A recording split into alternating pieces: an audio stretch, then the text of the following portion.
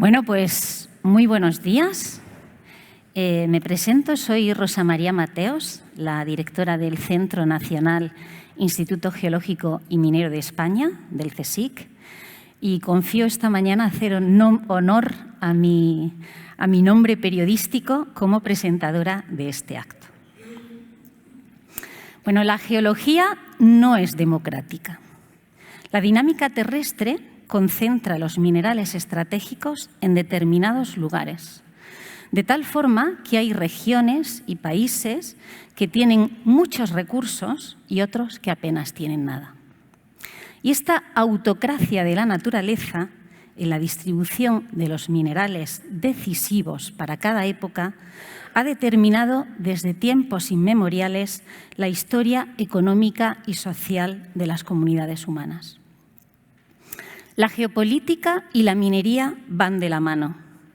En pleno siglo XXI vivimos una nueva edad de los metales, donde 32 elementos y un gran puñado de tierras raras de la tabla periódica marcan ya el presente y el futuro en 3 ámbitos claves.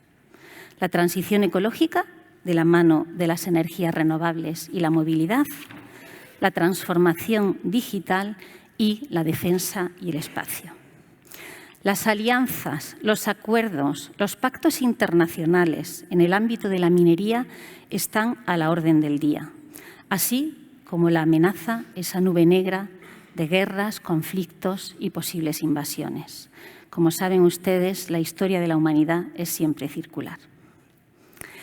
El Consejo Superior de Investigaciones Científicas y el Real Instituto Elcano promueven esta mesa redonda de tremendísima actualidad. Minerales críticos y autonomía estratégica. Perspectiva desde España y la Unión Europea. Doy la palabra al vicepresidente de Organización y Relaciones Institucionales del Consejo Superior de Investigaciones Científicas, don Carlos Closa, que hace de anfitrión de esta jornada.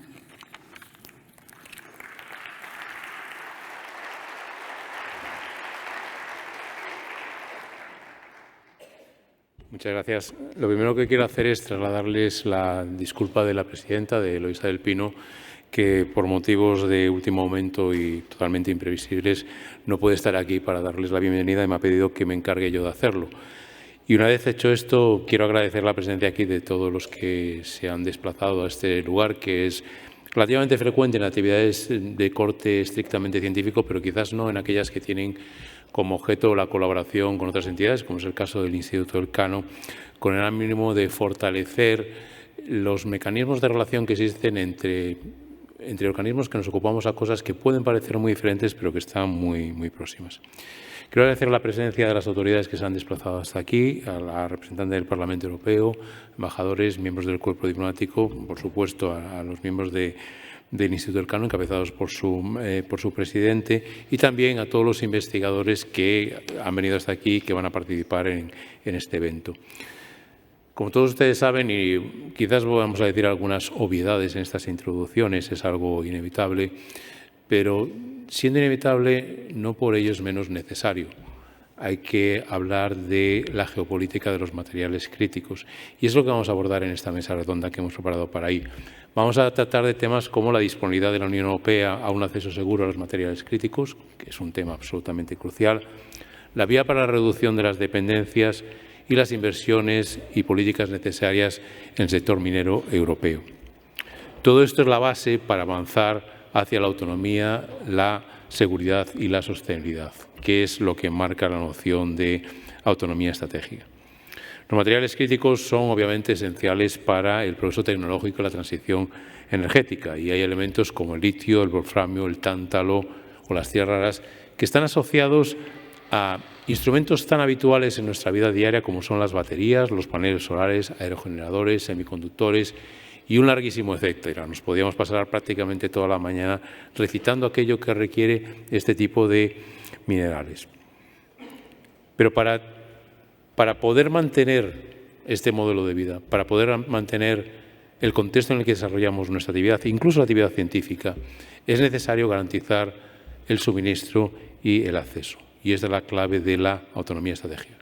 Todos ustedes saben que la Unión Europea aprobó hace muy poco la European Critical Raw Materials Act, cuyos objetivos caminan precisamente en la dirección de asegurar esta autonomía estratégica. Fíjense que Europa enfrenta una dependencia externa excesiva, diría yo.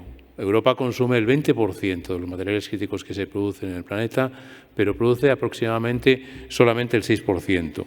Y, por lo tanto, tiene que hacerse una reflexión de cómo garantizar vías de suministro o, alternativamente, reducir esta dependencia externa. La Unión Europea, por ello, pretende producir al menos el 10% de las materias que necesita para el año 2030 y procesar al menos el 40% de estos materiales. Y es aquí donde la colaboración de la ciencia resulta crucial. El CSIC impulsa soluciones innovadoras, como puede ser el reciclaje de residuos electrónicos, la exploración de salmueras geotérmicas para extraer litio y el aprovechamiento de escombreras mineras, entre otras muchas acciones que probablemente detallen algunos de nuestros ponentes. Para ello, la colaboración interdisciplinar es absolutamente clave. Nosotros somos capaces de integrar ámbitos de conocimiento muy diferentes, desde lo que nos proporciona el Instituto Geológico Monero, pero también colaboraciones muy importantes en el ámbito de la geofísica marítima vía el Instituto Oceanográfico Español y otros muchos ámbitos de conocimiento. Nosotros apostamos con una política que combine la exploración nacional, la exploración del recurso nacional, pero también acuerdos internacionales, digamos, establecidos de una forma inteligente, de una forma que nos permitan potenciar aquello que es potenciable sin amenazar aquello que no debe ser amenazado. Porque debemos tener en cuenta que en este proyecto Europa, España y, por supuesto, el CSIC debe adherirse también a los valores que son centrales a nuestro modelo civilizatorio. No se trata solamente de explorar las oportunidades geopolíticas, sino también garantizar que en esa exploración nuestros valores quedan preservados. Y esto es absolutamente clave. Creemos que el CSIC tiene un papel muy importante en esta agenda y, sobre todo, tiene un papel muy importante de la vía del asesoramiento en materias públicas. Obviamente, nosotros no hacemos las políticas públicas, pero sí aspiramos a que nuestro material científico, inspire las decisiones que tengan que tomar aquellos que tienen capacidad para hacerlo. Y este evento viene a reafirmar de manera muy clara el compromiso que el CSIC tiene con poner la ciencia al servicio de la sociedad.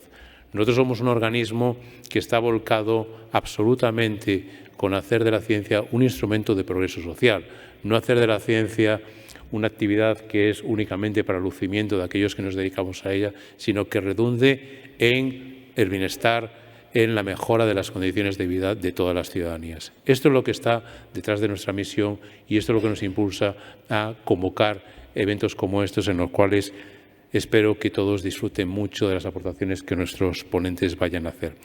Sin más, me voy a despedir dejándoles así con un pequeño vídeo que introduce qué es lo que somos, qué hace este organismo, a veces conocido, pero otras muchas no desconocido, que es el Consejo Superior de Investigaciones Científicas. Muchas gracias a todos por venir. Gracias. ¿Cuántas ciencias existen?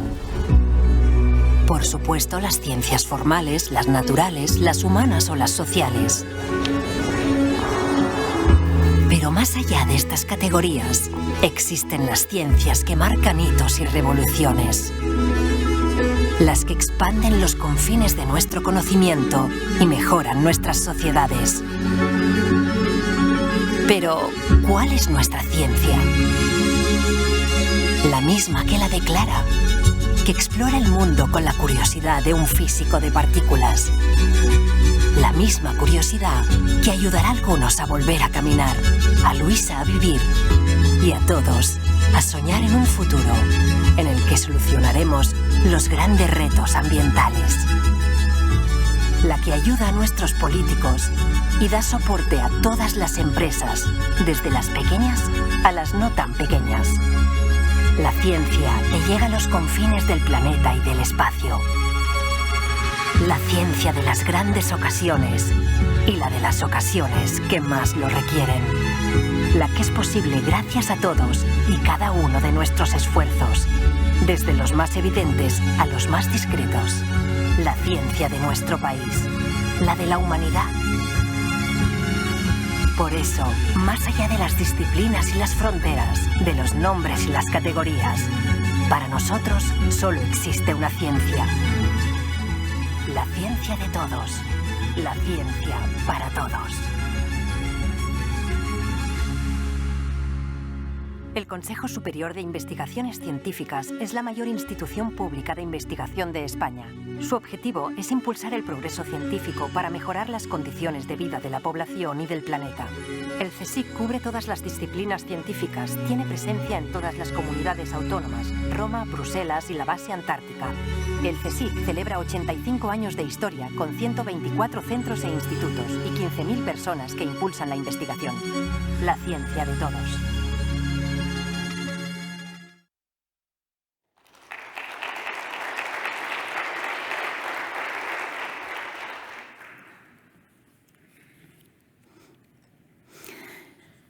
El Real Instituto Elcano es una fundación independiente, humanista e innovadora que analiza la realidad internacional y las grandes transformaciones mundiales que afectan a la sociedad, con especial atención al papel de España en el marco de nuestra pertenencia al proyecto europeo. Tenemos el honor de recibir hoy a su presidente, don José Juan Ruiz, que por favor acérquese al estrado y le doy la palabra.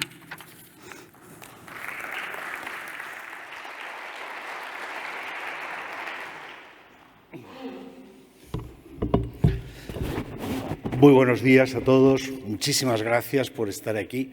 Muchísimas gracias al CSIC por coorganizar con nosotros este acto.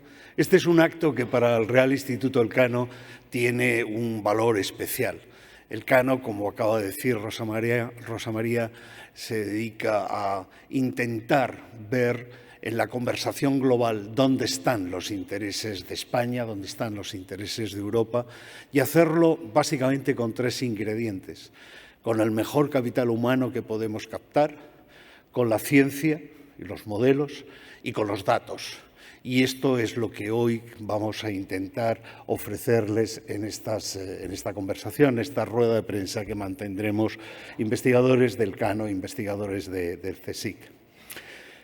Antes he hablado de que los minerales van de la mano de la geopolítica y no puede ser una apreciación más exacta. Como se ha dicho, la transición climática, la tecnología, la defensa, el espacio, todo está hoy relacionado con los minerales y la demanda de minerales, de los cuales muchos de nosotros no habíamos oído hablar jamás hasta hace muy poco tiempo. Y la razón de por qué esto está ocurriendo desde una perspectiva geopolítica, que es lo que yo puedo ofrecerles, es porque el mundo ha cambiado. El mundo ha cambiado de un mundo donde lo que primaba era la cooperación, la interdependencia, los juegos de suma positiva. Hemos pasado a un mundo que está dominado por los juegos de suma cero. Los juegos en los cuales lo que uno intenta es tener más poder, y el poder, por definición, no es un concepto expandible.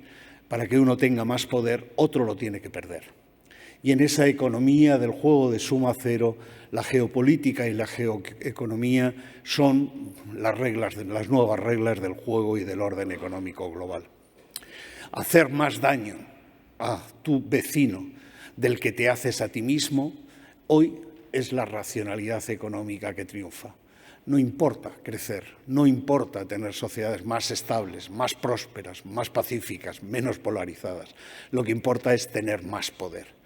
Y si quieren un ejemplo concreto, solo para que lo tengan en la cabeza y como contexto a lo que van a oír ustedes de los investigadores, les daré solo un dato. El stock de imanes permanentes que hay en la Unión Europea es de 5 semanas. Cualquier sanción china a la exportación de tierras raras, que es de donde se derivan los imanes permanentes, colapsaría la producción industrial europea en menos de 2 meses. El apagón industrial no es una fantasía, no es una amenaza, es algo que podemos tener aquí.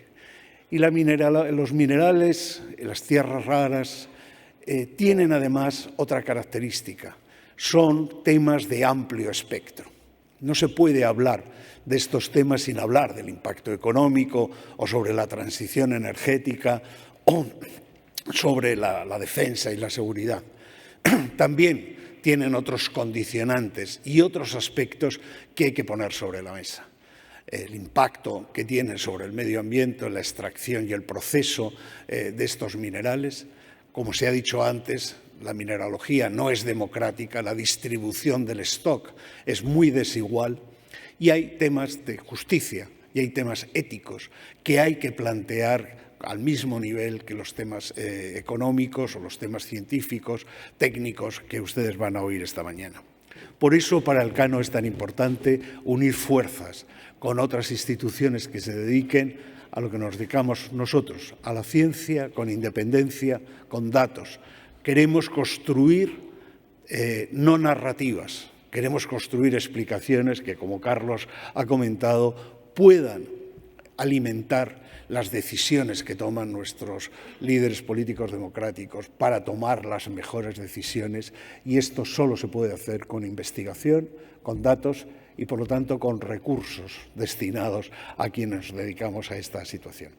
Es un placer estar aquí hoy, estar con el Consejo, una institución emblemática en nuestro mundo del conocimiento, y le agradezco muchísimo que hayamos podido montar esta reunión. Agradezco mucho a las personas que han trabajado para que esto fuera posible, especialmente en el lado del Elcano, a Áurea, que está por ahí, y al equipo de Manen, que ha sido un trabajo importante que hemos tenido que hacer, y por supuesto le agradezco muchísimo a ustedes estar aquí y a los ponentes que van a intervenir. Muchísimas gracias.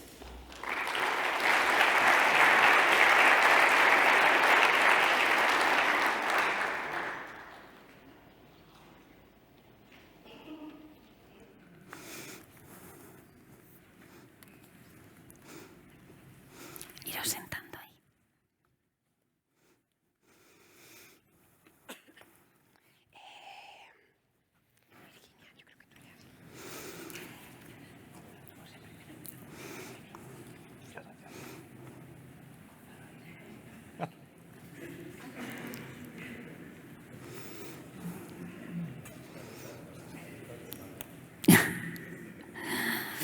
Bueno, pues como ha comentado nuestro vicepresidente y el presidente del Real Instituto Elcano, el actual panorama internacional establece la necesidad de garantizar un suministro seguro, sostenible y diversificado de los minerales críticos. Y Europa apuesta por esa autonomía y esa autogestión. De hecho, la Critical Raw Material Act, que sabéis que se firmó en el año 2024, marca el paso a los países miembros y especifica concretamente que al menos el 10% del consumo de la Unión Europea se ha de extraer en la Unión Europea y que al menos el 40% del consumo anual de la Unión Europea se ha de procesar en la Unión Europea. La ciencia debe ir también de la mano y apoyando al sector minero. El sector minero que en España genera cerca de 4 millones de puestos de trabajo, entre trabajos directos e indirectos. Con estas premisas damos paso al desarrollo de esta mesa redonda y el posterior debate, que el público puede participar. Y tengo el placer de presentar a los participantes. El moderador va a ser el doctor Miguel Otero, que es investigador principal de Economía Internacional del Real Instituto Elcano y experto en la Unión Monetaria Europea y la cooperación monetaria en otras regiones del mundo, así como en el papel de Europa en la era digital. El doctor Gonzalo Escribano es investigador principal y director del Programa de Energía y Cambio Climático del Real Instituto Elcano. Su agenda de investigación se centra en cuestiones energéticas internacionales, así como en la dimensión exterior de la política energética no solo española, sino también europea. La doctora Lola Yesares, es investigadora del Instituto Andaluz de Ciencias de la Tierra un instituto del Consejo Superior de Investigaciones Científicas. Y como geóloga, Lola es experta en exploración minera y en ciencia aplicada a la evaluación y solución de problemas derivados de la actividad minera en un ámbito cercano al tejido industrial de nuestro país. Virginia Rodríguez, querida compañera, es investigadora del Centro Nacional Instituto Geológico y Minero de España, también del Consejo Superior de Investigaciones Científicas, y su trabajo es muy interesante porque se enfoca en la evaluación de los riesgos ambientales de los residuos abandonados procedentes de la minería, restauración de espacios degradados por la actividad minera y evaluación de los residuos mineros como fuente potencial de materias primas secundarias. Fijaros lo importante que es rebuscar también en las escombreras mineras. Y en conexión online tenemos a mi querido compañero Gerardo, el doctor Gerardo Herrera.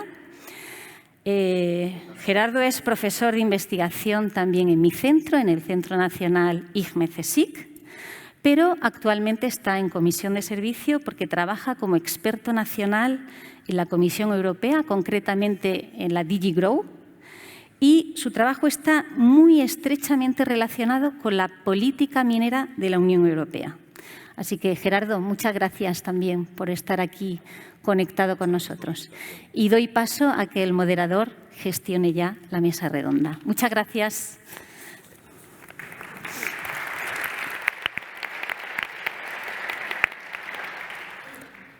Buenos días a todos. Quería agradecer al CSIC, al Instituto Geológico y Minero de España, al Instituto Andaluz de Ciencias de la Tierra por coorganizar con el Real Instituto Elcano este evento. Es un placer estar aquí.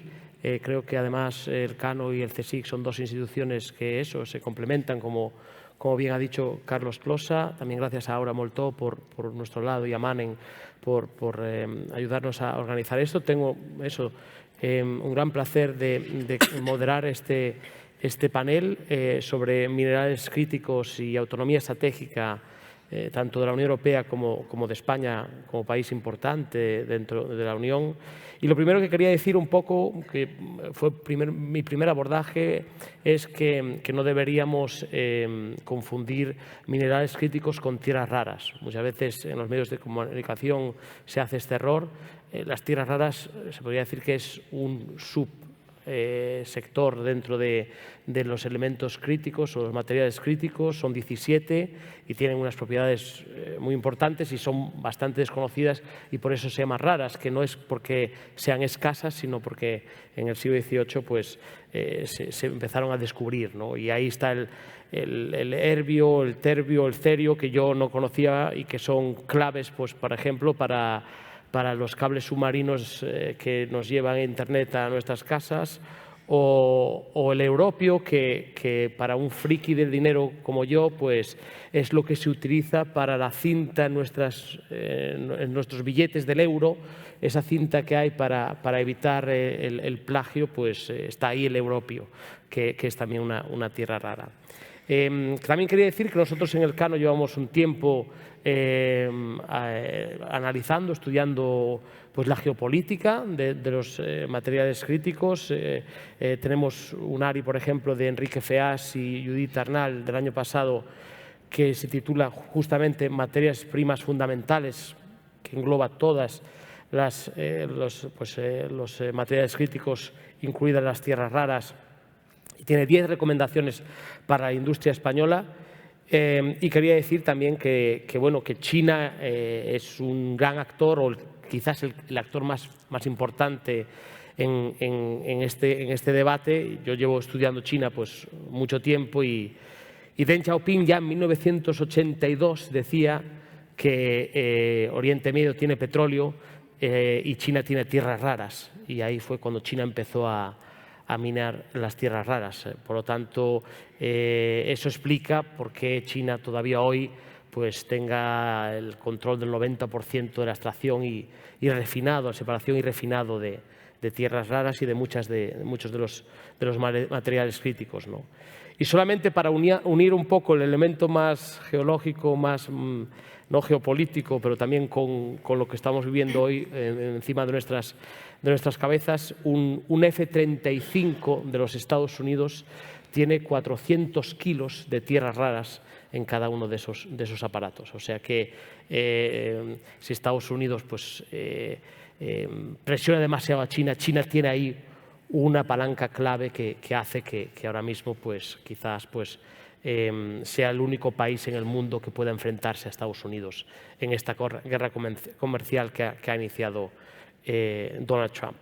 Pero para todo esto tengo un panel excelente para comentar esto desde el punto de vista de CSIC y del Cano, y hemos pensado que empezamos por Gerardo Herrera, que nos dé su visión un poco desde Bruselas, después Gonzalo Escribano, mi colega en el Cano, para abordar el tema más geopolítico, más amplio, y después ya pasamos a Lola Yesares y Virginia Rodríguez, un poco para la dimensión del mapa español y después quizás para acabar con la cadena de valor, todo el tema del reciclado, ¿no? Etcétera, que también es clave en esto. Así que, Gerardo, si nos escuchas, pues te doy la palabra. Os escucho. ¿Me escucháis a mí? Sí, ¿Me escucháis? Te oímos, sí. Perfecto. Bueno, nada, muchas gracias por la invitación. Es un placer estar aquí. La verdad que creo que, como decían anteriormente las presentaciones, este evento en el que unimos el Cano con el CSIC es muy importante porque ahonda en la idea de unir análisis geopolítico con datos. Y creo que esta dimensión, los datos, la ciencia, el conocimiento científico, las evidencias, son fundamentales para implementar con éxito la geopolítica, la política que estamos desarrollando en materias primas críticas. Y es verdad que el contexto geopolítico, como decían antes, también está complicado. Tenemos un contexto de guerras comerciales donde, como muy bien has apuntado antes, China lleva haciendo los deberes desde el 82. Entonces vamos algunas décadas tarde. Entonces, pues por ejemplo, desde que yo llegué en la comisión en 2020, todo el tema de materias primas críticas ha ido ganando tracción, pues claro, motivado evidentemente pues por primero el COVID, luego la agresión rusa contra Ucrania, todos estos posibles interrupciones del suministro a los que nos enfrentamos. Y claro, ahora nos hemos puesto las pilas, pero llegamos un poquito de desventaja. Entonces creo que bueno, hemos hecho nuestros deberes, hemos publicado, hemos aprobado esta regulación, la Ley de Materias Primas Críticas, y ahora estamos en la fase de implementación. Llevamos un año largo implementando y voy a compartir unas slides. No sé si veis las slides, supongo que sí. Sobre cómo estamos y dónde estamos. Ahora sí. Perfecto. Pues como ya han dicho los ponentes anteriores, esto de las materias primas críticas no son solo tierras raras, sino son todas aquellas materias primas críticas que son necesarias para esas tecnologías que necesitamos para el desarrollo pues, de la agenda verde, las energías renovables, para la transición digital y ahora, desgraciadamente, pues, para las cada vez más importantes aplicaciones de defensa, ¿no? O sea, que es ese conjunto de 34 materias críticas y 17 estratégicas que hemos seleccionado pues, en base a un procedimiento científico y técnico de análisis de hasta 80 materias primas para identificar cuáles son esas que son realmente clave para nuestra industria desde un punto de vista de necesidad para la industria y la economía europea y riesgo de suministro por concentración en pocos países. Esa es un poco la idea. Entonces, la regulación lo que plantea en 2024 son una serie de objetivos para ver si los conseguimos. Antes decía Rosa, queremos ser capaces de extraer en la Unión Europea al menos el 10% de lo que consumimos. Y es solo el 10%, es decir, necesitamos el 90% de fuera, pero es que partimos de un porcentaje mucho menor. Queremos ser capaces de refinar el 40% de lo que consumimos, el 25% reciclarlo de lo que consumimos y tratar de diversificar de terceros países y no depender de un tercer país en más de un 65%. Estos porcentajes son porcentajes relativamente bajos, pero es que partimos de un nivel mucho más bajo. O sea que tenemos un gran trabajo por delante y a ver si lo conseguimos. ¿Y cómo queremos conseguirlo? Con 4 pilares fundamentales. Desarrollar la cadena doméstica en Europa, apostar por el desarrollo de toda la cadena de valor, extracción, refinado o transformación, reciclaje en Europa, diversificar las importaciones, no depender tanto de países en los que tenemos dependencias actualmente que llegan al 95% en muchas de estas materias primas estratégicas. Y algo que es muy importante para la reunión de hoy, mejorar nuestra inteligencia. Tenemos que ser más inteligentes, tenemos que desarrollar conocimiento sobre esas cadenas de valor de materias primas críticas, qué tenemos, qué necesitamos, cuáles son esos riesgos de suministro. Por eso es tan importante esta conexión CSIC, ciencia, con el Cano, análisis geopolítico y datos geoeconómicos. Muy importante. Y luego el ámbito fundamental es que queremos hacerlo de una forma diferente hasta cómo se ha hecho hasta ahora, que es desde una perspectiva de sostenibilidad medioambiental y social y promoción y desarrollo de la economía circular. Esos son los pilares para conseguir llegar a esos objetivos. ¿Y dónde estamos ahora? Porque no me quiero enrollar más en esta charla de introducción, pero sí quiero deciros dónde estamos. Pues estamos implementando los artículos de la regulación, como por ejemplo, como han apuntado antes, estamos con el desarrollo con los Estados miembros, con los programas nacionales de exploración, o estamos con las convocatorias de proyectos estratégicos de la Unión Europea, o también trabajando con Estados miembros en temas de circularidad, desarrollar ese mercado circular más potente para la Unión Europea, y con el tema de nuestra inteligencia de materias primas, es decir, ser capaces de monitorizar lo que está pasando en la industria, en el sector, qué necesitamos y anticiparnos a los posibles riesgos de suministro. Esa es una de las cosas que estamos haciendo. En el ámbito de desarrollar esa producción de materias primas críticas en Europa, lo que estamos haciendo es, ya tenemos una primer convocatoria de proyectos estratégicos que seleccionamos 47 proyectos industriales en Europa, de los que 7 están en España y 13 fuera de Europa en terceros países con los que cooperamos. Queremos que se implementen, que se desarrollen estos proyectos y, como dice la regulación, estamos tratando de, a los europeos, que haya una aceleración de la tramitación de permisos sin menoscabar toda la regulación de impacto medioambiental, y tratamos de facilitar el acceso a financiación. En el ámbito internacional, como tenemos ese objetivo del 65% y no podemos depender solo de lo que tenemos de momento, pues tenemos que ser muy activos en la diplomacia de materias primas, y por eso hemos firmado hasta 14 acuerdos bilaterales y vamos a desarrollar más. Siempre desde una perspectiva de que los acuerdos que hacemos de materias primas críticas tienen que ser para el beneficio mutuo, para desarrollar cadena de valor conjunta entre la Unión Europea y nuestros países socios, y para que haya realmente un beneficio económico y un desarrollo económico e industrial de las dos partes. Estamos esto haciendo a nivel de relación bilateral y de foros de grupos de países como el G7, como el G20, tratando de ver si para estas materias primas estratégicas podemos desarrollar un mercado que requiera una serie de estándares que garantice una seguridad de acceso a los recursos. Luego estamos desarrollando una idea muy importante que me parece importante comentar, que es el desarrollo de un centro europeo de materias primas críticas. ¿Qué queremos hacer con esto? Queremos tener capacidad de acción concreta y poder hacer compras conjuntas, poder apoyar con inversiones concretas a nuestros proyectos estratégicos y poder tener esa inteligencia de lo que hablo más integrada con todos nuestros mecanismos y procesos de apoyo en el sector de las materias primas críticas.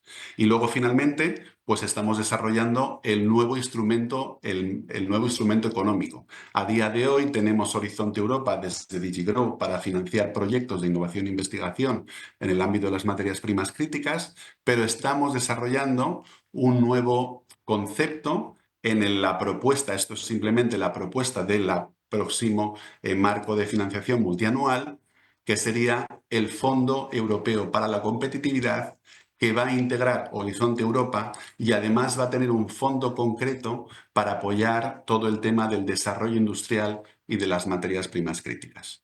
Así que no sé si me he extendido en mi charleta inicial, pero lo voy a cortar aquí de momento. Genial, Gerardo. Pues no, creo que has estado muy bien en el tiempo. Muchas cosas. Creo que a ver si tenemos una segunda ronda y te preguntaré sobre algún tema concreto en esa segunda ronda. Gonzalo, pasamos ya de pues eso, la visión desde Bruselas a la realidad de la geopolítica de las materias críticas. Sí, bueno, cuando hablamos de la geopolítica de los minerales estratégicos o de las materias críticas, es verdad que hay mucha efervescencia, ¿no? Hay mucha preocupación. En ocasiones, estábamos comentando antes con las compañeras, pues un poco exagerada, ¿no? Al menos en mi opinión. Porque es verdad que tenemos medios para intentar bueno, pues paliar esas dependencias. Y tenemos ejemplos, como el caso de Japón, que ha seguido pues una senda pues mucho más diversificada que nosotros, porque ya se llevó un susto con la crisis de las Islas Senkaku hace una década. Entonces, hombre, es verdad también, lo ha dicho antes también mi presidente, que estamos en un mundo distinto y estamos en un mundo mucho más intervencionista, donde de repente los países productores pues han tomado conciencia de que es un resorte de poder, como él decía, y lo instrumentalizan. Entonces tenemos países como Canadá, Estados Unidos, Australia, ponen restricciones a las inversiones de China, por ejemplo, pero también otros países nacionalizan, países como, no sé, me acuerdo ahora Zimbabue, pues lo que ha querido es cambiar el régimen fiscal, y en general los países en desarrollo lo que piden es que se genere más valor añadido y se quede más parte de la cadena de valor cerca de donde se producen las extracciones. Es el caso, por ejemplo, de la República Democrática del Congo, lo que está intentando hacer la Unión Europea con ellos.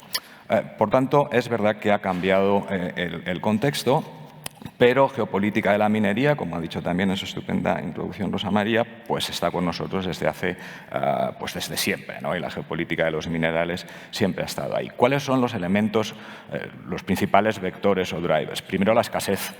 Hay una preocupación porque haya escasez. Por ejemplo, la Agencia Internacional de la Energía, en su escenario Net Zero a 2050, nos dice que para esa fecha el valor del comercio de minerales será igual al del comercio del petróleo. Es decir, va a haber escasez porque va a haber una demanda muy fuerte. Ahora bien, para un economista esto es una cuestión dinámica y no estática, porque hay nuevos desarrollos, el aumento de los precios genera nuevas actividades, lo estamos viendo en Estados Unidos, y hay políticas que se pueden adoptar para aceptar eso. Lo segundo es la competencia por los recursos, que claramente también ha sido mencionado, pues va a ser más dura, hay una clara securitización y vemos cómo hay elementos claros de lo que se suele llamar en la literatura geopolítica de alineamiento mineral, que antes llamábamos alineamiento energético. Ucrania, Estados Unidos le concede garantías de seguridad a cambio de acceso a sus minerales. República Democrática del Congo, lo mismo hace Estados Unidos. La Unión Europea, como no puede otorgar garantías de seguridad, pues otorga otras cosas, ¿no? Participación en las cadenas de valor, infraestructuras de transporte, etcétera. Con lo cual, este es un elemento de competencia entre actores que también está ahí. Una gran preocupación es que la concentración a la que antes se aludía, que es cierto que, por ejemplo, la concentración en algunos minerales estratégicos es mayor que la del gas y el petróleo, pues supone riesgos de cartelización. Mucha gente habla de la cartelización del litio. En fin, no es tan fácil cartelizar, y los que sabéis de minerales, pues sabéis que ha habido históricamente muchísimos intentos de cartelizar minerales que casi siempre se han saldado con fracaso. ¿Por qué? Porque no se cumplen las condiciones para que se dé un cártel. No necesariamente, por ejemplo, el litio, no todo el litio es homogéneo entre los distintos productores, los productores dominantes no se ponen de acuerdo, no tienen el control de los recursos porque están en manos privadas, entonces no es fácil cartelizar. Pero sí que hay esa tendencia. Y luego hay una cuestión muy seria que son los corredores energéticos que llevan esos minerales. Por ejemplo, en el Congo, en la República Democrática del Congo, Hay una clara competencia entre Estados Unidos y la Unión Europea por un lado y China por otro en la construcción de corredores. China está construyendo un corredor ferroviario hacia Dar es Salaam, el Sahara, para llegar al Índico y llevar los minerales a China, mientras que Estados Unidos y la Unión Europea apuestan por el corredor Lobito, que va por Angola y termina en el puerto atlántico de ese mismo nombre para mandarlo hacia la Unión Europea o Estados Unidos en la cuenca atlántica. Concluyo con España. Un dato que me parece importante, en las encuestas que hace mi compañera, la doctora Lázaro, que nos acompaña, en el último dato del 24, solo el 22% de los ciudadanos españoles están de acuerdo con explotar los recursos minerales en España y el 66% está en contra. Este problema de aceptación pública es evidentemente muy serio y es lo que solemos decir que en la nueva geopolítica de la transición energética o de la transición digital es mucho más local de lo que pensamos y se relaciona mucho más con la aceptación pública de lo que podíamos esperar. Y además hay una gran polarización política. Entre los votantes de la derecha hasta un 38% están a favor de que esto ocurra, mientras que en los votantes de la izquierda apenas un 9%. Soluciones. Bueno, lo ha mencionado muy bien Gerardo, acuerdos, el Mineral Partnership Security, lo que sus críticos llaman la OTAN de los minerales, acuerdos de libre comercio como los que la Unión Europea ha hecho con Chile o con Mercosur. Con Chile, por ejemplo, nos dijeron, oiga, sí, yo te doy acceso a mis minerales, pero a cambio yo quiero acceso a tu mercado agrícola, con lo cual empieza a haber un leverage en las negociaciones. Y luego también, bueno, pues en España tenemos una iniciativa que se llama RECAPI, que lo que consiste es, oiga, no se trata de tener un montón de litio o tener un montón de cobalto, sino de tener capacidades de refino que podamos utilizar, ¿no? Entonces yo creo que un poco por ahí es por donde van los tiros y lo dejaría de momento aquí. Genial. Genial, Gonzalo. Además, interesante que hayas puesto sobre la mesa el tema de la percepción, la actitud que tienen la población frente a esto en Europa, y creo que es en general, no solamente en España, donde por ahora no hay mucho apoyo a la extracción, ¿no?, y refino, etcétera, de estas materias primas críticas. Y esto nos lleva un poco al plan español y a Lola. ¿Cómo lo ves desde tu silla? Bueno, pues la realidad es que España, dentro del contexto europeo, ese contexto que estamos de demanda de minerales críticos, etcétera, sí que tenemos un potencial en los recursos minerales. España está relativamente bien situado en esta materia porque tenemos recursos minerales. Esto ha sido así siempre realmente. Nosotros venimos de una larga tradición minera que se remonta al tercer milenio antes de Cristo, que nos ha dejado un legado de unas 2.000 minas inactivas. O sea que esto no es una cuestión nueva, ¿no? Actualmente, en el territorio nacional tenemos 16 minas activas, pero además tenemos un número importante de proyectos de investigación, muchos de ellos en la fase de exploración todavía y otros en stand-by administrativo.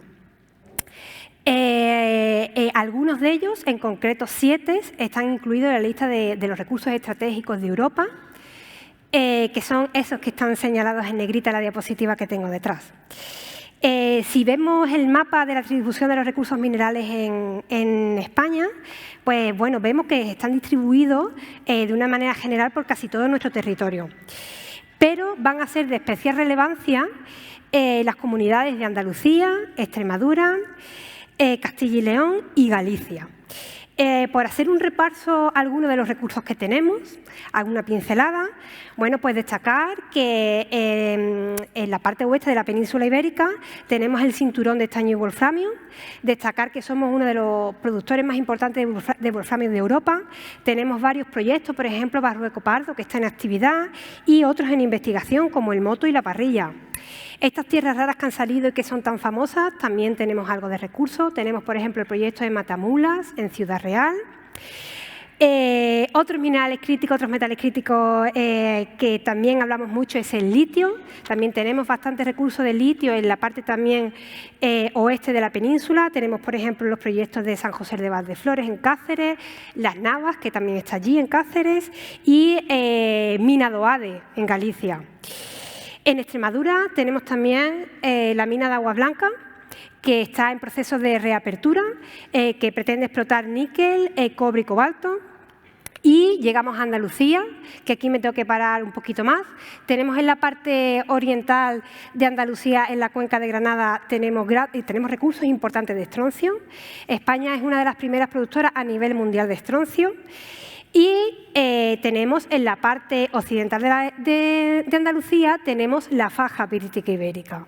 Aquí me tengo que parar un poquito más. Tenemos que tener en cuenta que tenemos la suerte en el contexto europeo de tener la faja pirítica porque es una de las anomalías más importantes que tenemos en el planeta Tierra de metales y de azufre, de sulfuros. Además, tenemos unos depósitos que tienen una denominación muy bonita, que me gusta mucho decir, que son depósitos polimetálicos, porque de ellos explotamos cobre, plomo, zinc y también metales preciosos como oro y plata. Y además, ahora se están investigando para otros metales críticos, como por ejemplo el cobalto, o otros como por ejemplo indio, antimonio, bismuto. Para que nos hagamos una idea, esta zona es de las zonas que tiene mayor tasa de descubrimiento de yacimientos en el planeta Tierra. Ya conocemos unos 90 depósitos, allí en esa zona la mayoría de ellos concentrados en la provincia de Huelva. Ahora bien, si bien es verdad que España tiene potencial para los recursos minerales, hay que destacar que muchos de los depósitos, yo diría que la mayoría de ellos, son de tamaño pequeños y moderados y solamente algunos son, que conozcamos hasta el momento, de tamaño grande, de un tamaño importante. ¿Qué significa esto? ¿Por qué digo esto? Porque verdaderamente si nosotros queremos mitigar nuestra demanda de los minerales críticos, estamos obligados a investigar nuestros recursos. Necesitamos aumentar el número de recursos que tenemos y su volumen. Tenemos que saber bien qué parte de esos recursos se pueden explotar, son viables, explotar con la tecnología que tenemos o que vayamos a tener en el futuro inmediato. Y bueno, esto nos obliga a las instituciones académicas de investigación, como el CSIC, pues nos obliga a generar conocimiento científico en materia de exploración, explotación, refino de los metales, circularidad, de la que va a hablar ahora un poco Virginia, etcétera. La cuestión es que, bueno, esto es de una complejidad geológica, de una complejidad de la naturaleza muy importante y esta temática, pues bueno, realmente los investigadores no podemos afrontar esto solos, no podemos aumentar los recursos que tenemos solos. Por otro lado, también tenemos al sector industrial que se dedica, bueno, pues a la actividad minera, de exploración, etcétera. Pero bueno, ellos tampoco tienen el 100% del conocimiento científico para abordar este desafío, ¿no? Entonces estamos obligados, lo que quiero decir con esto es que estamos obligados, si queremos desbloquear el potencial de los recursos que tiene nuestro territorio nacional, realmente estamos obligados a fortalecer estas alianzas entre la industria y el mundo de la investigación. Tenemos que para avanzar, para generar ciencia avanzada, pues tenemos que ir un poco en esta dirección. También hay una cuestión que me gustaría reivindicar, que en muchos casos nos cuesta un poquillo de trabajo entender, y es que para este desafío es imprescindible entender que tenemos que incrementar el capital humano de base que va a nutrir tanto a la industria como al sector académico. Bueno, en España, los que digo con orgullo, tenemos muy buenos geólogos, yo soy geóloga, y bueno, otras profesiones, ¿no?, de este sector, ingenieros de minas, etcétera, pero muy poco. Realmente vamos a necesitar más. Y en este sentido también, pues bueno, también decir que en el mundo de la investigación, en el territorio nacional, hay un número de investigadores dedicados que estudian los yacimientos minerales o están asociados a ese ámbito, algunos de ellos o muchos de ellos muy relevantes, pero pocos, somos un número moderado de investigadores que nos dedicamos a esta temática. Por lo tanto, para hacer frente a esta problemática necesitamos que se renueven en las instituciones de investigación investigadores, que seamos más investigadores dedicados al ámbito de los yacimientos minerales. Y bueno, el CSIC en este sentido ya está trabajando en esto.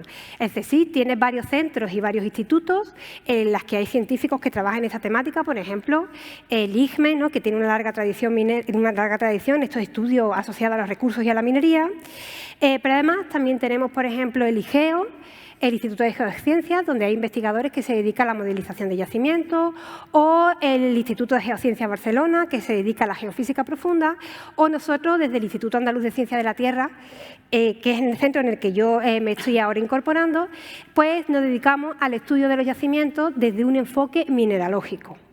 Y además, por último, decir, si me permiten, que además dentro del CSIC, muchos de nosotros, muchos de los investigadores, bueno, pues trabajamos, hacemos una apuesta en común dentro de la conexión CSIC Geociencias para un planeta sostenible, cuyo algunos de los coordinadores están por aquí sentados, y bueno, que es un punto de encuentro para trabajar también en estas temáticas.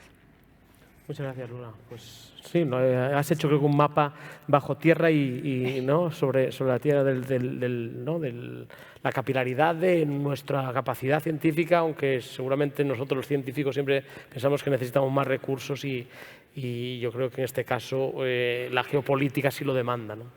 Virginia, acabamos el ciclo un poco con el reciclado, la circularidad de todo este proceso. ¿Qué nos puedes decir? Bueno, yo hoy quería hablarles del potencial de recuperación de materias primas críticas en residuos mineros abandonados. En España, por nuestro pasado minero, pues somos ricos en residuos mineros. Esos residuos mineros proceden pues, de toda la actividad minera de prospección, extracción, almacenamiento de minerales, tratamiento, y están depositados en instalaciones de residuos mineros pues, que pueden ser escombreras de estériles, presas de dedos de tratamiento y pilas de lixiviación. Pero es importante incidir en el término de abandonado. Cuando hablamos de abandonado en el marco de los residuos mineros, hablamos de que son residuos que desde que se cesó esa actividad minera no han estado sujetos a una gestión activa, a una responsabilidad efectiva o un mantenimiento. Tenemos inventariados más de 7.000 instalaciones de residuos mineros abandonadas en España. La mayor parte de ellas pues, llevan abandonadas a lo largo de muchas décadas y están sometidas a agentes erosivos que generan que esas instalaciones puedan evolucionar en el tiempo y además pueden producir problemas de contaminación y de riesgos ambientales para las personas y para el medio ambiente. Si algo caracteriza a los residuos mineros, que por algo son residuos, es que tienen una baja ley mineral. Estos residuos debemos estudiarlos desde el punto de vista de la economía circular. ¿Por qué? Porque ha habido grandes avances tecnológicos en el tratamiento y procesamiento de los minerales que hacen que sustancias que pueden estar contenidas en esos residuos mineros en concentraciones bajas ahora sí sean explotables cuando antaño no lo eran. Y además podemos encontrar algunas otras sustancias que en su momento no eran útiles para la industria, pero ahora que sí que son materias demandadas. De manera que el reprocesar los residuos mineros los introduce directamente dentro del circuito de la economía circular. Sin embargo, no podemos pensar en la viabilidad técnica y económica del reaprovechamiento de los residuos mineros de la misma forma en la que pensamos en la explotación de recursos minerales en depósitos primarios. Primero, porque los residuos mineros están ya ahí, ya están disponibles, ya están extraídos. ¿Cómo evaluamos su potencial? Pues su potencial económico pues, dependerá del tonelaje de esas sustancias valiosas que puedan estar contenidos en ello. Aquí tenemos un problema de escala y es que cuanto mayor sea el volumen de esa instalación, si contiene esas sustancias valiosas, pues serán más interesantes desde el punto de vista del reaprovechamiento. Y sin embargo, como ya he comentado, los residuos mineros presentan leyes minerales bajas. Pero no debemos caer en la tentación de intentar evaluar el potencial económico de los residuos mineros fijándonos solo en esas leyes, en leyes de corte. Porque los residuos mineros abandonados, muchos de ellos, generan un riesgo para la salud de las personas y el medio ambiente en la actualidad o lo pueden generar en el futuro.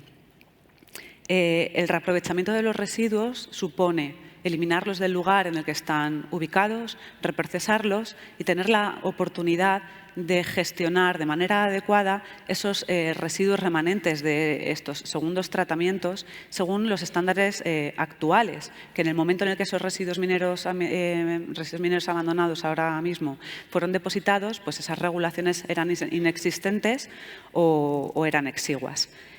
De esta manera es muy importante contar como una externalidad positiva en la evaluación del potencial económico de los residuos mineros la eliminación del riesgo ambiental que supone el reprocesamiento de los mismos.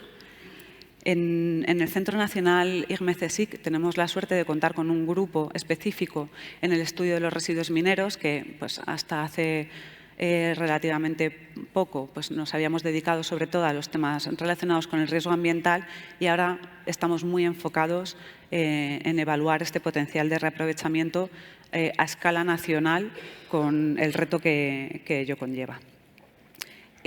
Durante más o menos desde que se lanza la estrategia de economía circular de la Unión Europea y en concreto desde el año 2018 empezamos a pensar en estos residuos como una fuente de materias primas secundarias. No partíamos de cero porque teníamos un conocimiento previo, porque habíamos hecho inventarios y caracterización del riesgo ambiental de más de 100 instalaciones de residuos mineros de diferentes características a lo largo de toda España y durante esos trabajos pues, habíamos podido caracterizar desde el punto de vista composicional y mineralógico dichos residuos. Este tipo de trabajos también se han desarrollado de inventario y caracterización del riesgo en otras comunidades autónomas, así que hay más conocimiento que se puede utilizar como base de partida.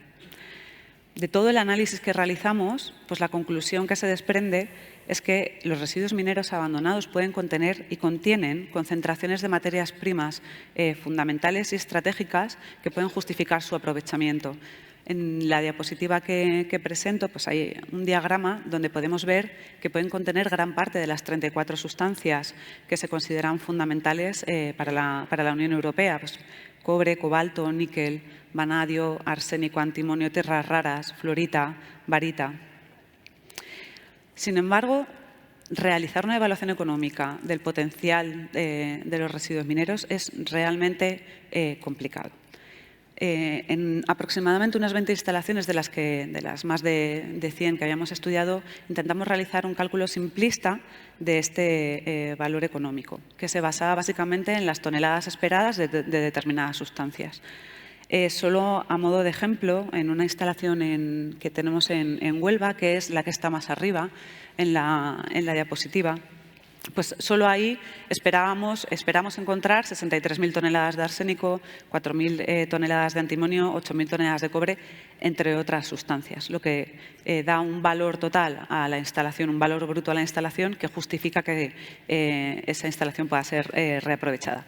Sin embargo, como he dicho, este cálculo es absolutamente simplista porque no tiene en cuenta pues, los costes inherentes a un proyecto de extracción de metales o de materias primas críticas, ¿no?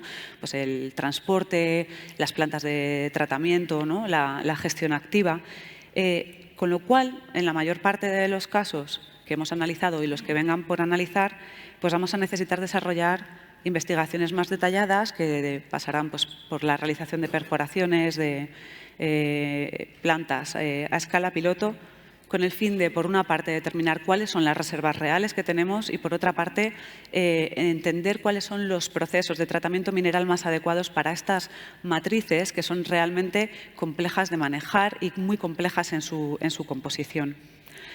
Afortunadamente, en el Consejo Superior de Investigaciones Científicas también contamos con otros institutos, ¿no? Como en este caso el Centro Nacional de Investigaciones Metalúrgicas, con los que ya hemos colaborado, que pueden ahondar en el conocimiento y en el desarrollo de estas tecnologías de reprocesamiento y extracción de las materias primas críticas. Y bueno, ya para acabar, en tanto que la nueva regulación europea en materias primas críticas establece la necesidad de que todos los Estados miembros realicen una base de datos con estos residuos con potencial de reaprovechamiento, pues el futuro Programa Nacional de Exploración Minera de España incluirá, entre otras cosas, el estudio de estos residuos mineros con vistas a su aprovechamiento.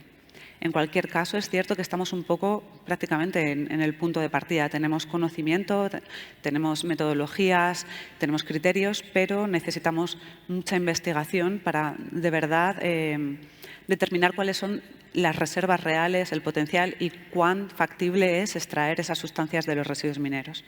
Sin embargo, estamos convencidos de que el reprocesamiento de los residuos mineros puede ayudar a cumplir con los objetivos de autonomía estratégica de España y de la Unión Europea, y que entronca perfectamente pues, con los criterios de la estrategia de economía circular y del Pacto Verde Europeo. Muy bien, Virginia. Además, creo que lo que saco de tu análisis es algo común en la estrategia de seguridad económica y de autonomía estratégica de la Unión Europea, es en muchos casos la falta de datos todavía, la falta del mapa, ¿no? Tenemos, bueno, un poquito más tenemos ahí un tiempo, creo que para haceros una pregunta más, para una respuesta más corta, pero sí que quería usar un poco mi capacidad de moderador para haceros eso, preguntas puntuales. Gerardo, no sé si nos escuchas. Sí, perfecto, perfecto. Pues yo quería preguntarte, ¿no? Tú nos has comentado estos porcentajes que son tan claves, ¿no? El 10% de extracción propia, el 40% de capacidad de refino y el 25% justamente de reciclaje, etcétera, ¿no? Gonzalo nos comentaba que eso, nos daba los números de España, que si lo ha apuntado bien, pues el 22%, ¿no?, de la población estaba a favor y el 66% en contra de la extracción, el refino, ¿no?, la exploración de materias primas estratégicas en España.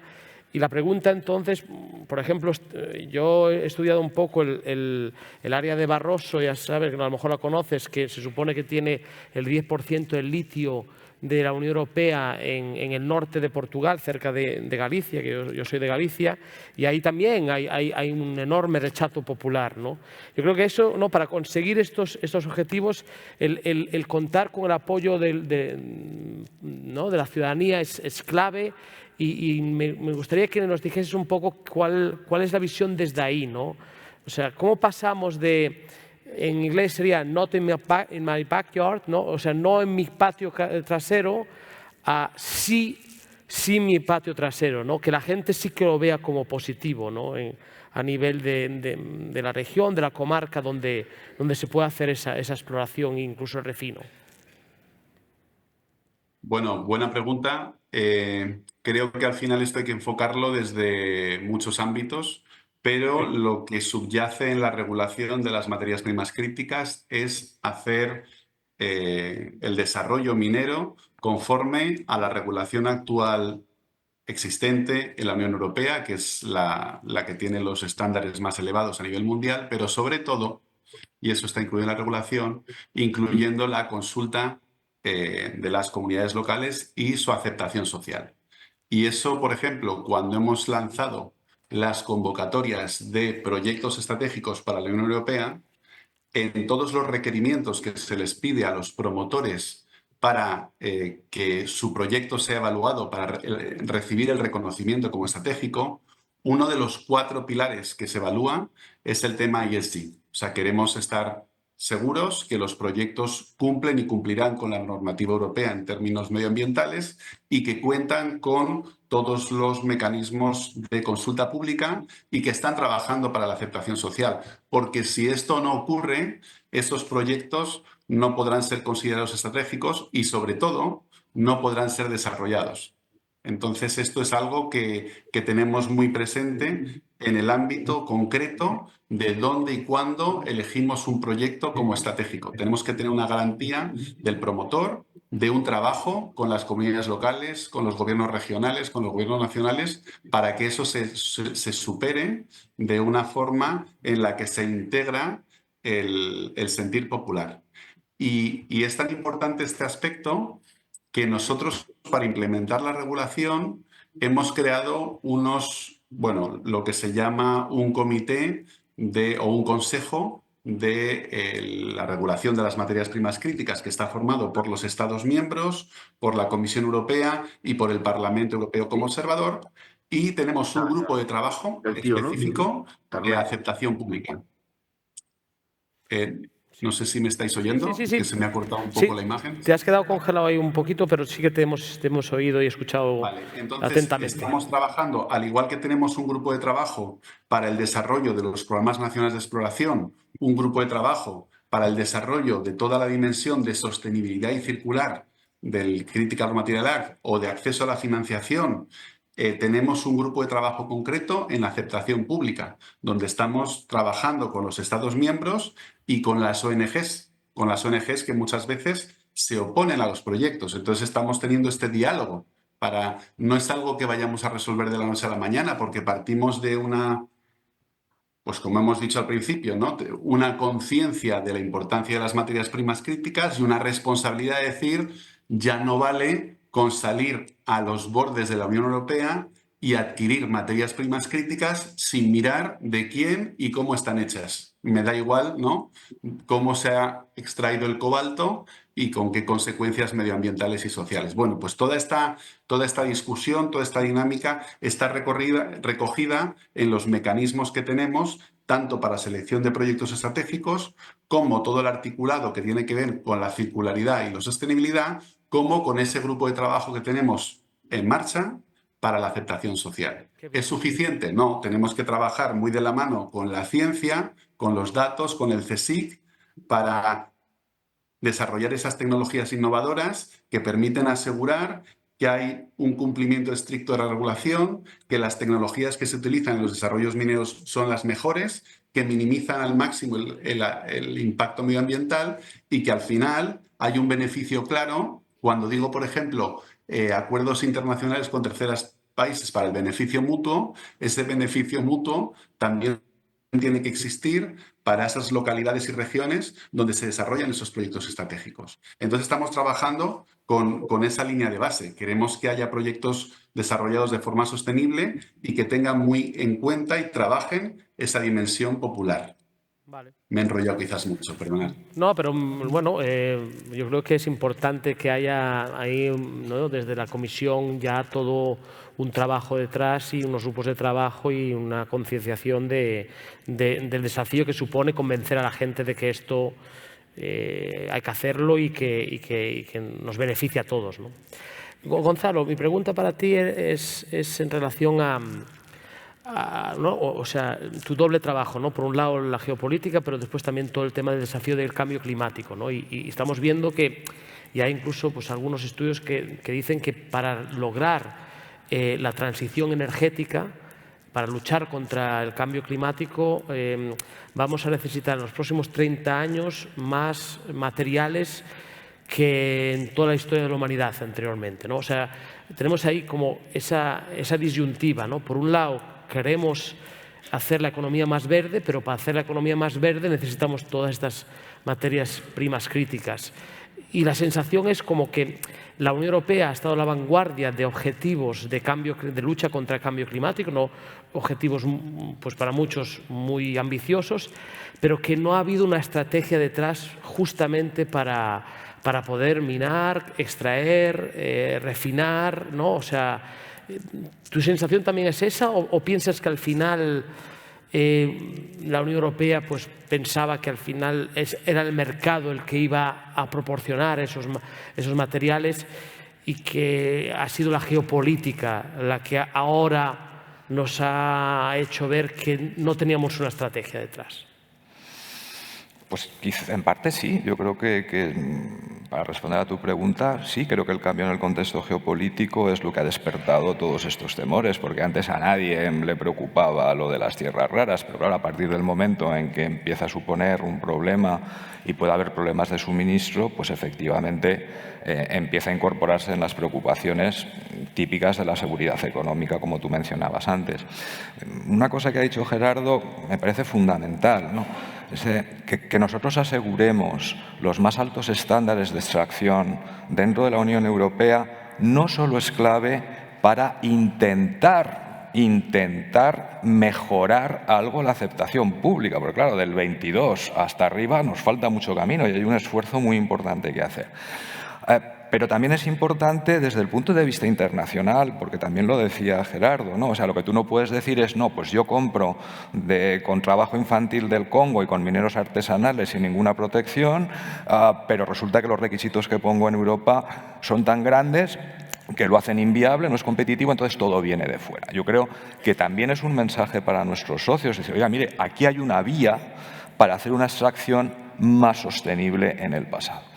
Y creo que además es un tema que yo creo que es importante que los europeos en especial nos lo tenemos que hacer mirar. Cuando tú miras lo que está pasando en el Congo, el desastre geopolítico de ese país, pues los europeos somos responsables en gran medida por nuestras decisiones que tomamos hace 40, 50 años.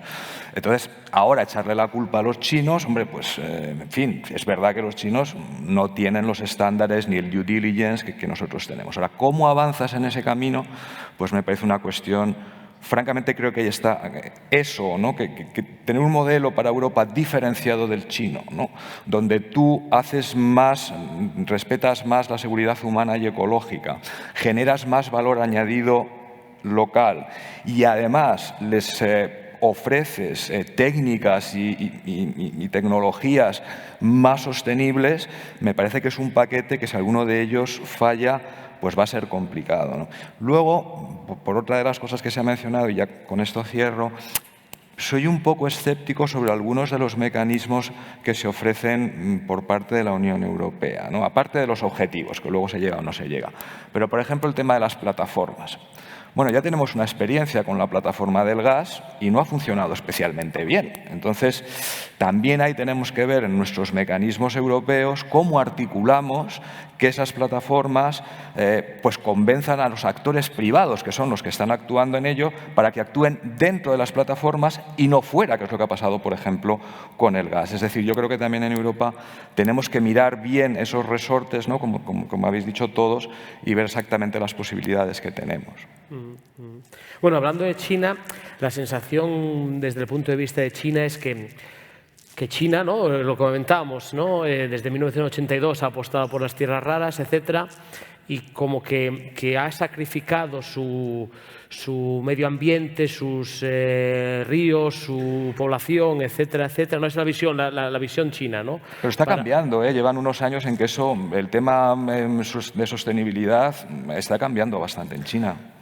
Pero claro, está cambiando recientemente, pero no había muchas décadas de sacrificio para que el mundo, por así decirlo, ¿no? Desde su propaganda, el mundo, y sobre todo el mundo occidental, pudiese consumir toda la electrónica y todos, ¿no? los productos que tenemos hoy en día en nuestros mercados, ¿no? Pero sí que todavía, ¿no? y ahondando en eso, Lola, hay la sensación de que nadie quiere hacer esto porque contamina muchísimo y por lo tanto que lo sigan haciendo otros. Desde el punto de vista geológico, ¿crees que ahora mismo se puede extraer, refinar de una manera que sea medioambientalmente sostenible? Bueno, esto realmente ya se hace, esto no es nuevo, quizás nos falta un poco divulgarlo un poco más para que se le quite el miedo a la sociedad, pero bueno, ya los proyectos mineros no tienen nada que ver a lo que eran antes. Yo creo que ya de hecho la palabra mina está un poco hasta pasada de moda, ahora son proyectos sostenibles de minerales críticos para la transición energética. Ya hay muchísimos proyectos en los que, por ejemplo, se hace todo con mucho cuidado, de una manera muy sostenible, se hace, por ejemplo, los procesos metalúrgicos y de concentración de minerales se hacen, por ejemplo, en circuitos cerrados para que no tengan vertido y para gastar la mínima agua posible. Se controlan muchísimo las partículas atmosféricas que se emiten y todo esto está muy controlado. Por ejemplo, un caso muy bonito de un sitio que seguro que lo digo y todo el mundo le viene a la cabeza, ¿no? Río Tinto. Río Tinto, por ejemplo, tiene en ejecución un proyecto con Endesa Energía en el que ellos han restaurado una de sus escombreras, una gran extensión de escombreras, han plantado un campo de paneles solares para abastecerse en parte, para la energía que gastan, abastecerse de esos paneles solares y reducir muchísimo su huella medioambiental. O sea, esto es una cosa que ya realmente se hace, se está haciendo. Virginia, mi última pregunta. Tú lo has dicho, ¿no? Que esto casi es como un campo de investigación nuevo, por así decirlo, y así un poco, cerrando el círculo con Gerardo, que está ahí, ¿no? En la comisión, etcétera. ¿Hay mejores prácticas que ya se saben? ¿Hay países que lo están haciendo mejor, que ya ¿no? han avanzado más en mapear y usar todos esos residuos ¿no? materiales o minerales? ¿Y hay una coordinación? ¿Existe una coordinación suficiente para poder pues, aprender mejor de los que tienen más experiencia y lo hacen mejor y para también, ¿no?, que se coordine mejor toda esa acción, porque que es clave para lograr ese 25% de reciclaje de materias primas críticas? Pues, si hablamos de residuos mineros de industria extractiva activa, las empresas llevan ya tiempo volviendo a pasar residuos que superan determinadas leyes de corte cada vez más bajas por sus procesos productivos. Es una práctica sistemática. Si estamos hablando de residuos abandonados, a nivel europeo estamos prácticamente todos con el mismo nivel de conocimiento. De hecho, es probable, también porque nosotros tenemos muchas instalaciones de residuos mineros abandonados, creo que hasta hace relativamente poco estábamos en una posición de ventaja en el conocimiento global, ¿no?, del panorama nacional, porque en otros países pues sí que ha habido proyectos concretos, ¿no?, de recuperación en algunas minas, pero está todo en un estado muy incipiente.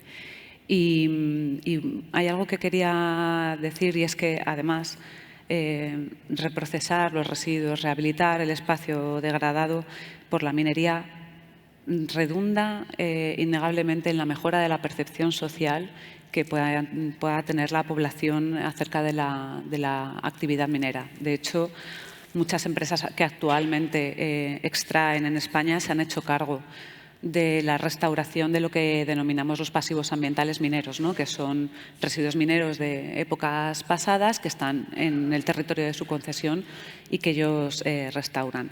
Y esto yo creo que es un punto importante de cara a mejorar la percepción social. Por supuesto, sí, sí. Bueno, pues creo que tenemos unos minutos para preguntas del público. No sé si tenemos un micrófono. Veo ahí a un compañero que quería preguntar y otras manos por aquí. Si queréis, hacemos una ronda de preguntas, recogemos todas las preguntas, si os parece bien, y las contestamos. ¿Se escucha? Sí, ¿no? ¿Se escucha? Bueno, buenos días a todos y a todas, y sobre todo agradecer esta iniciativa. Porque, si te presentas. Porque... Bueno, yo soy José María González del Instituto Andaluz de Ciencias de la Tierra, aparte soy coordinador de la Comisión de Recursos Geológicos e Hídricos de la Conexión Geociencia, por un planeta sostenible. Y la verdad es que, teniendo aquí a Fernando y a algunas personas un poco más serias en la sala, es sorprendente llegar a este punto, un punto de país, de que tengamos muchos actores hablando de los yacimientos minerales, una cosa que ha estado completamente desprestigiada durante muchas décadas en Europa. Yo creo que ya se han planteado todas las bases de cuál es nuestro problema, cómo lo podemos resolver. Y a mí me gustaría seguir haciendo esa reflexión sobre el tema de la percepción social. ¿Cuál es el problema que tenemos aquí? Si uno mira, por ejemplo, en casa, no vamos a irnos fuera. Tú vas a la zona de Huelva, a la faja pirítica, y hay como un orgullo de la minería. Vas en algunas zonas del norte, sin embargo, vas a la zona de Cartagena y no quieren ni oír. Entonces, aparte de acompañando toda esta legislación europea, que obviamente siempre recomiendo una cosa y hago un llamado a las empresas mineras, si hay alguna por aquí en el sector, abrir las puertas a que la sociedad conozcan, porque muchas veces se habla de la minería o del mundo minero sin conocerlo. Y yo quisiera que la gente pisara a una empresa minera y viera cómo se trabaja. Ya que mi compañera Lola lo ha explicado bien. Creo que desde el CSIC, y ahí voy a defendernos un poco a los científicos, el ICME hace, nosotros hacemos un acto de divulgación brutal con el respeto a la ciencia. Yo no sé hasta qué punto solo la legislación, aquí hay que hacer campañas publicitarias donde todos los actores, todos, y cuando digo todos, desde la ciencia, la industria, la política, el ámbito social, estén en los medios explicando que eso es un problema de país, porque al final la minería, si en el mapa que hemos presentado, que generaron durante muchas décadas nuestros compañeros del ICME, si se dan cuenta, muchos de los recursos están en zonas despobladas. Es un medio de fijar población, de crear valor añadido. Entonces yo me gustaría hacer esa reflexión, por favor. Todos, esto es un problema de todos. Todos tenemos que entrar, ¿vale? Muchas gracias. Gracias a ti por esa reflexión. Veo muchas manos aquí. Hola, buenos días. Soy Ana Serrano Oñate y me dedico al estudio de la energía. Bueno, yo supongo que esta pregunta es para Guillermo. Me gustaría que nos contaras ¿cuáles son los mecanismos que está desarrollando la Unión Europea para hacer posible que ese 40% de procesamiento se haga en España? Sobre todo teniendo en cuenta que la minería está concentrada en grandes corporaciones que siempre han actuado de una manera muy independiente, muy difíciles de colocar en una plataforma, como dice Gonzalo, y además muchas ya tienen capital chino. ¿Cómo podemos asegurar que no va a volver a China, ¿no? Los minerales que extraemos? Muy bien, gracias. Ahí había una mano también por detrás. Hola, buenos días. Mi nombre es Ángel Colomina, del Grupo Español de Materias Primas Estratégicas. Yo tenía un par de preguntas para Gerardo, fundamentalmente sobre, después de la aprobación del Reglamento Europeo, cómo estaba haciendo la Unión Europea el seguimiento en la implementación a los Estados miembros y en concreto a España de las obligaciones que estaban recogidas en el reglamento, y si había también avances con respecto a las vías de financiación que se habían anunciado, más allá de la creación de un fondo para el siguiente, el octavo programa marco, con la intervención del BEI y otros mecanismos. Gracias. Gracias. Sí. Buenos días, mi nombre es Macarena Gutiérrez, soy la consejera delegada de Atlantic Copper, una de las mayores productoras de cobre, de la mayor de España y de las mayores de Europa. Y bueno, simplemente la verdad es que agradeceros este evento, creo que ha sido magnífico.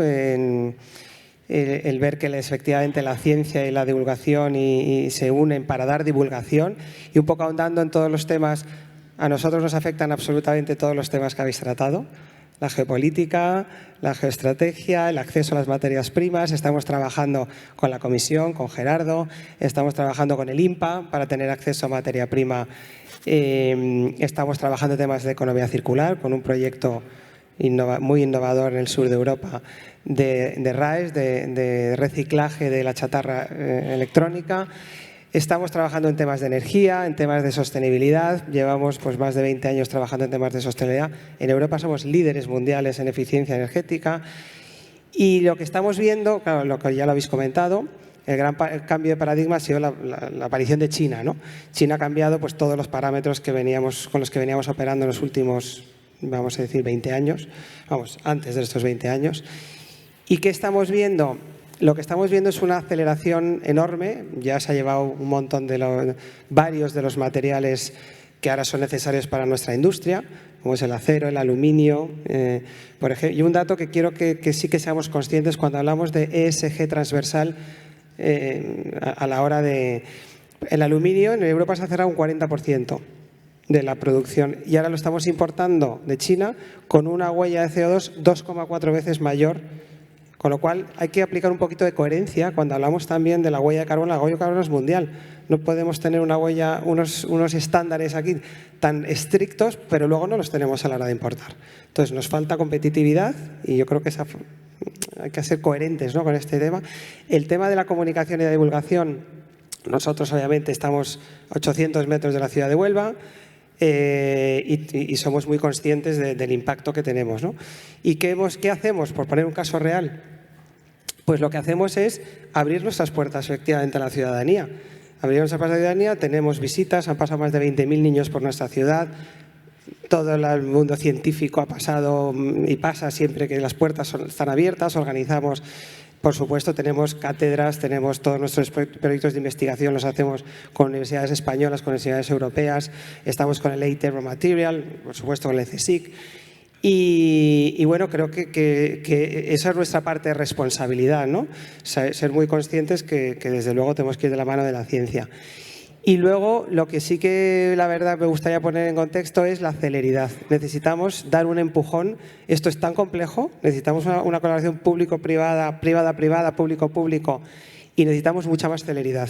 Ahora mismo China, lo que ha pasado con el cobre y el acero lo está haciendo con el cobre, con el acero y el aluminio lo está haciendo con el cobre. Se está intentando llevar todas las reservas de cobre del mundo y claro, como pase eso, entonces necesitamos una mayor celeridad en todas estas acciones que estamos realizando. Y ya el último apunte, el tema de la formación.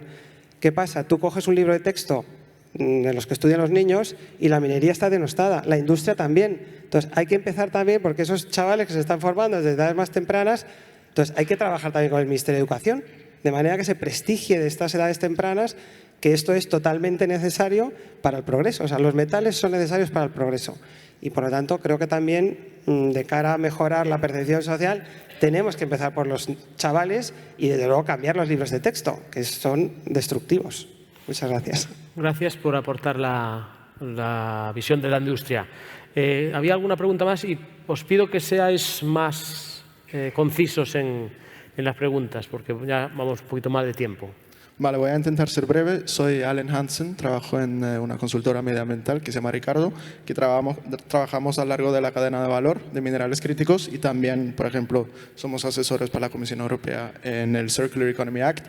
Tenía una pregunta para Gerardo y Gonzalo, creo, y se va sobre todo sobre la autonomía estratégica de la Unión Europea y la estrategia de diversificación de suministro. Sobre todo, cómo se consigue fomentar estas relaciones y acuerdos con otros países terceros, pero de manera más justa. Porque sí, decimos que tenemos los mejores estándares a nivel europeo, pero también, Gonzalo, estás hablando mucho de la República Democrática del Congo, que es un estado con grandes problemas geopolíticos, tanto interno, por falta de autoridad estatal en el este del país, y también a nivel externo con sus países alrededores, como Ruanda, por ejemplo. Entonces, la pregunta es, ¿cómo podemos trabajar de mejor manera a nivel europeo para hacer estos pactos que beneficien a los dos países y que no volvamos a esa relación extractiva, pero de beneficio mutuo? Muy bien. Pues hay creo que una chica más aquí, y no sé si había aquí alguien más, y ya cerramos el turno de preguntas. Vale, pues en primer lugar, muchísimas gracias por toda la investigación que habéis hecho y sobre todo por la presentación. Mi nombre es Sara Urbaneja y yo soy actualmente becaria en el Ministerio de Asuntos Exteriores.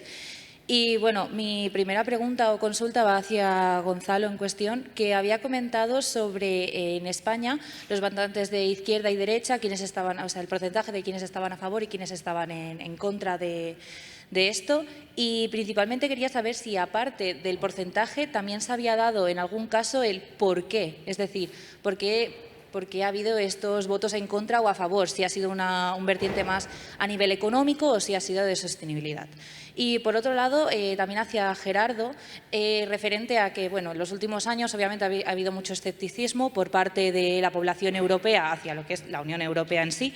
Y sería más que nada si se ha tenido en cuenta también en este proyecto el tema de cómo se puede asegurar de que la distribución de estos minerales no va a ser, que va a ser equitativa y que como tal no va a haber como algunos países que vayan a aprovecharse más de esto o no. Es decir, cómo se puede garantizar la igualdad. Eso sería todo. Gracias. Muy bien. No sé si había una última aquí, el señor aquí, y ya cerramos. Mi nombre es José Antonio Espí y soy profesor de la Politécnica de Madrid. Yo quería, a Gonzalo, que lo conozco, era de la mesa, he visto que es el único que hace un poquito de autocrítica de realmente el problema. ¿Estaremos o no exagerando un poco? La pregunta es, yo la sé, la contestación, y la digo ahora. ¿Cuál es el coste del problema en este momento en las tierras raras? El valor de mercado no llega a 10.000 millones. El producto del cobre vendido en mercado son 200.000. Y el litio, por ejemplo, es 1 millón. El carbonato está a 8.000 dólares la tonelada. Pues estamos del mismo orden. En el futuro se prevé, sobre todo, el duplicar, triplicar, hasta multiplicar por 4. ¿Económicamente es que los mercados están locos? ¿Es que la gente no se da cuenta de lo que va a ocurrir? ¿O es que nosotros tenemos una visión un poquito distorsionada? Esa es la pregunta. Muy bien. Pues si queréis vamos por el mismo orden que antes. Empezamos contigo, Gerardo, Gonzalo, Lola y Virginia. Y os pido un poco de concisión porque, bueno, estamos ya llegando a la hora de comer. Para mí... Ahora sí. Vale. Adelante, Gerardo. Sí. Vale. Preguntaban cómo podemos asegurar mecanismos para que el refinado de la Unión Europea llegue al 40%. La forma concreta que tenemos es las convocatorias de proyectos estratégicos. Estamos con la primera convocatoria, ya elegimos los 47 proyectos en la Unión Europea que he comentado anteriormente, y ahora está abierta la segunda convocatoria de proyectos estratégicos que finaliza el 15 de enero. Esto va a ser recurrente, es decir, cada año va a haber una convocatoria para reconocer proyectos estratégicos que vamos a apoyar en la aceleración de los permisos y apoyar en el acceso a las fuentes de financiación. Segunda pregunta venía ligada a esto. ¿Qué mecanismos de financiación estamos desarrollando para apoyar a estos proyectos?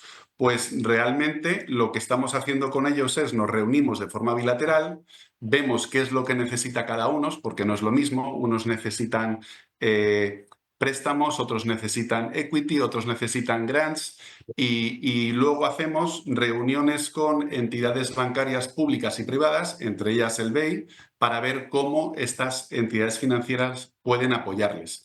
Este Critical Raw Material Act lo que ha hecho ha sido empujar a que se creen fondos para apoyar los proyectos de materias primas críticas. Por ejemplo, el BEI este año, en marzo creo que fue, anunció que este año ya iba a invertir 2 billones de euros en proyectos de materias primas críticas y esto va a continuar en los próximos años. El BEI, que hasta hace poco era antiminería, ya ha cambiado su discurso un poco a través de la regulación. Y países como Francia, Alemania, Italia, Holanda e Irlanda han lanzado fondos de materias primas críticas para apoyar esos proyectos en desarrollo. Siempre digo, ¿no?, que nos falta lamentablemente el Fondo de Materias Primas Críticas en España. Ojalá algún día se desarrolle. Mecanismos de seguimiento del cumplimiento de la regulación con los Estados miembros. Tenemos ese consejo de la regulación con los Estados miembros donde en cada subgrupo de trabajo vamos monitorizando que los Estados miembros cumplen con cada artículo. Por ejemplo, ahora, en mayo de este año, los Estados miembros tenían que habernos mandado los planes nacionales de exploración diseñados. Y en mayo del año que viene nos los tienen que reportar cómo va la implementación. Relación de terceros países. Esto no me acuerdo muy bien cuál era la pregunta, pero sí, ya me acuerdo la pregunta. ¿Cómo podemos hacerlo de una forma justa, ¿no? Lo que decía yo anteriormente, el win-win, el beneficio mutuo. Las relaciones bilaterales que tenemos con terceros países las proponemos a través de un acuerdo de entendimiento bilateral en el que hay 5 pilares, y esto es muy importante. El primero, evidentemente, para el apoyo al desarrollo económico de proyectos concretos de cadena de valor entre el país y la Unión Europea. Es por así decirlo, apoyar el proyecto estratégico en un tercer país. El segundo, y muy importante, crear un área común de investigación e innovación con ese país en el ámbito de materias primas críticas. Hemos creado en Horizonte Europa un instrumento concreto que se llama Co-Funded Partnership on Critical Raw Materials para generar ese área de conocimiento de investigación común.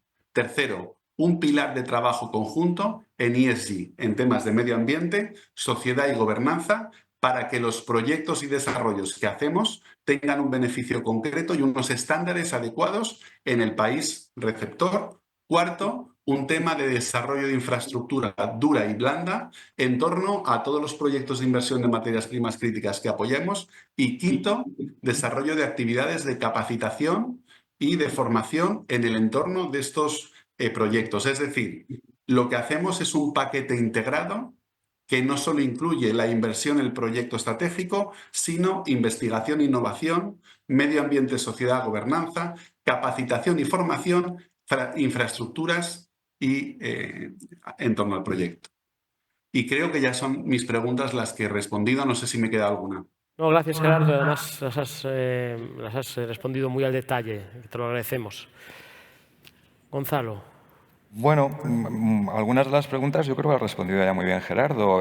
medidas, soluciones. Bueno, las empresas, por ejemplo, mineras europeas están pidiendo precios mínimos para poder competir. Decía Macarena, y con razón, oye, pero luego importamos con una gran intensidad de carbono. Pues a lo mejor el CBAM, cuando funcione, no soluciona esto.